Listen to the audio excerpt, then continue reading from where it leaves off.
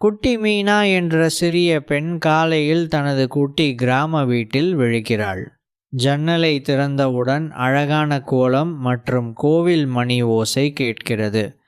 கிராம மூத்தவர்கள் கோவில் திருவிழா அறிவிப்பை அறிவிக்கிறார்கள். எல்லா குழந்தைகளும் மகிழ்ச்சியுடன் திருவிழா தயாரிப்பில் ஈடுபடுகின்றனர். குட்டி மீனா தனது பாட்டியுடன் சேர்ந்து மல்லிகைப்பூ மாலைகள் தயாரிக்கிறாள்.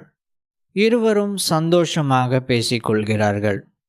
சிறிய சந்தை தெரு, காய்கறி வண்டிகள், இனிப்பு கடைகள், பொம்மை கடைகளால் நிறைந்து பரபரப்பாக மாறுகிறது. திடீரென மழை பெய்ய தொடங்குகிறது. திருவிழா அலங்காரங்கள் கீழே விழ அனைவரும் கவலையடைகிறார்கள். குட்டி மீனா வாழை இலைகள் மற்றும் சிறிய குடைகளை பயன்படுத்தி அலங்காரங்களை காப்பாற்றுகிறாள். அனைவரும் ஒன்றிணைந்து மாலைக்குள் திருவிழா அலங்காரங்களை மீண்டும் சரி செய்கிறார்கள்.